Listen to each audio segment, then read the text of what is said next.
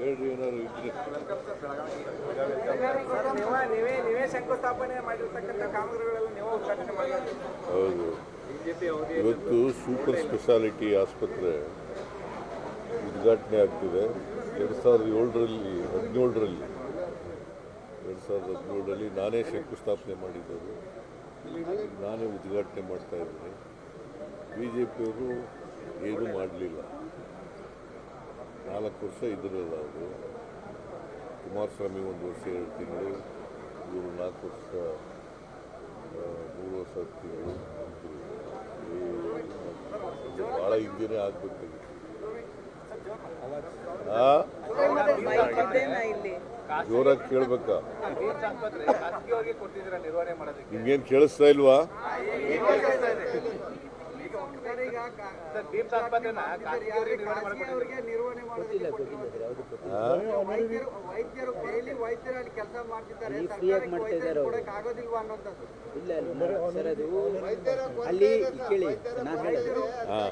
ಈಗ ಅದು ಯಾರಿಗೂ ಕೂಡ ಖಾಸಗಿಯವರಿಗೆ ಕೊಟ್ಟಿಲ್ಲ.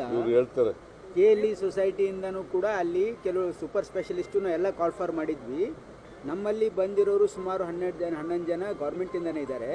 ಯಾವ್ಯಾವ ಡಿಪಾರ್ಟ್ಮೆಂಟಿಂದ ಬಂದಿಲ್ಲ, KLE ಸಂಸ್ಥೆಯಿಂದ ಇಲ್ಲಿ ಆನರರಿ ಕೆಲಸ ಮಾಡ್ತಾ ಇದ್ದಾರೆ. ನಾವು ನಿರ್ವಹಣೆ ಕೊಟ್ಟಿಲ್ಲ. ನೋ ಇಲ್ಲಿ ಯು ಆರ್ ನಾಟ್ ಅಂಡರ್ಸ್ಟ್ಯಾಂಡಿಂಗ್. ಇಲ್ಲಿ ನೀವು ಸರಿಯಾಗಿ ಕೇಳಿಸ್ಕೊಳ್ಳಿ. ನಾವೇನು ಹೇಳ್ತಾ ಇದೀವಿ ಅಂದರೆ ಅವರು ಫ್ರೀಯಾಗಿ ಬಂದು ಕೆಲಸ ಮಾಡ್ತಾ ಇದ್ದಾರೆ. ಏನೂ ಇಲ್ಲ, ಎಲ್ಲ ನಮ್ಮದೇ ನಿರ್ವಹಣೆ ಇದೆ. ಅವ್ರು ಯಾವ ಡಾಕ್ಟರ್ಸ್ ನಮ್ಗೆ ಜಾಯಿನ್ ಆಗಿಲ್ಲ, ಅವ್ರು ಜಾಯಿನ್ ಆಗೋವರೆಗೆ ಟೆಂಪರರಿಯಾಗಿ ನಮಗೆ ಸಪೋರ್ಟ್ ಮಾಡ್ತಾ ಇದ್ದಾರೆ ಅವರು. ಹಾಗಾಗಿ ಅವ್ರಿಗೆ ಯಾರು ಅಲ್ಲಿ ಹಣ ತಗೊಳ್ತಾ ಇಲ್ಲ, ಯಾರು ಅವ್ರಿಗೆ ಏನು ಸಂಬಂಧ ಇಲ್ಲ. ಒಬ್ಬರು ಕೇಳಿಯಪ್ಪ, ಎಲ್ಲ ಇವತ್ತು ನೀವು ಬರ್ತೀರಲ್ಲ, ಅಲ್ಲಿ ಎಲ್ಲ ಎಕ್ವಿಪ್ಮೆಂಟ್ ತೋರಿಸ್ತೀವಿ ನಿಮ್ಗೆ. ಎಲ್ಲ ರೀತಿಯ ಎಕ್ವಿಪ್ಮೆಂಟ್ ಇದೆ, ಎಲ್ಲ ಡಿಪಾರ್ಟ್ಮೆಂಟ್ ಎಸ್ಟಾಬ್ಲಿಷ್ ಆಗಿದೆ. ನಿಮಗೆ ತೋರಿಸ್ತೀವಲ್ಲ, ಅಲ್ಲಿ ಬರ್ತೀರಲ್ಲ. ಬರ್ರಿ ಅಲ್ಲಿ. ಈಗ ನಿನ್ನೆ ಸಿದ್ದರಾಮಯ್ಯವರು ಹೇಳಿದ್ದಾರೆ ಸರ್, ಪದೇ ಸಿದ್ದರಾಮಯ್ಯನವರು ನಾನೇ ಇನ್ನು ಮುಂದಿನ 2.5 ವರ್ಷ ಮುಖ್ಯಮಂತ್ರಿ ಅಂತ ತಾವು ಹೇಳ್ತಿದ್ದಾರೆ. ಹೈಕಮಾಂಡ್ ವೀಕ್ ಆಗಿದೆ, ಹೈಕಮಾಂಡ್ಗೆ ಸಿದ್ದರಾಮಯ್ಯನವರು ಸೆಟ್ ಹೊಡೆದಿದ್ದಾರೆ ಅಂತ ಸಿದ್ದರಾಮಯ್ಯವರು. BJPಯವ್ರಿಗೆ ಯಾಕೆ ನಮ್ಮ ಪಕ್ಷದ ಬಗ್ಗೆ ಅಷ್ಟೊಂದು ತಲೆ ಕೆಡಿಸ್ಬೇಕು?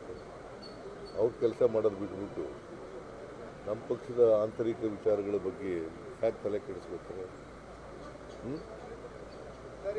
ಯಾಕೆ ತಲೆ ಕೆಡಿಸ್ಕೊತಾರೆ? ಅವ್ರು ಯಾರ್ರಿ ಅವರು? ಈ ಸೀಟ್ ಅವರ ಹೈಕಮಾಂಡ್.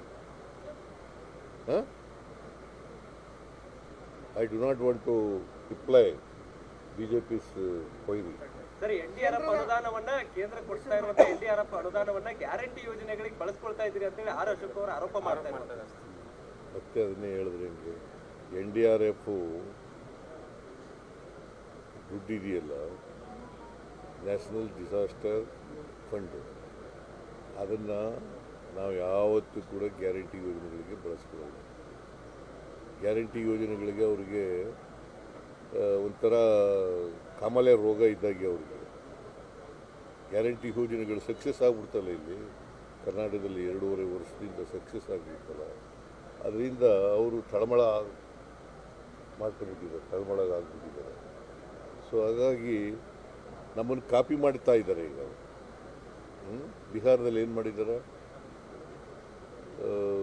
ದಿಲ್ಲಿನಲ್ಲಿ ಏನು ಮಾಡಿದ್ದಾರೆ, ರಾಜಸ್ಥಾನದಲ್ಲಿ ಏನು ಮಾಡಿದ್ದಾರೆ, ಮಧ್ಯಪ್ರದೇಶದಲ್ಲಿ ಏನು ಮಾಡಿದ್ದಾರೆ, ಮಹಾರಾಷ್ಟ್ರದಲ್ಲಿ ಏನು ಮಾಡಿದ್ದಾರೆ, ಹರಿಯಾಣದಲ್ಲಿ ಏನು ಮಾಡಿದ್ದಾರೆ. ಇದೇ ನರೇಂದ್ರ ಮೋದಿಯವರು ಯಾವ ಕಾರಣಕ್ಕೂ ಕೂಡ ಇಂಪ್ಲಿಮೆಂಟ್ ಮಾಡೋಕ್ಕಾಗಲ್ಲ ಅಂತಂದು ಗ್ಯಾರಂಟಿ ಯೋಜನೆಗಳು ನಾವು ಮಾಡಲಿಲ್ವಾ? ನಾವು ಏನು ಹೇಳಿದ್ದೀವಿ ಅದನ್ನು ಮಾಡೇ ತೀರ್ತೀವಿ.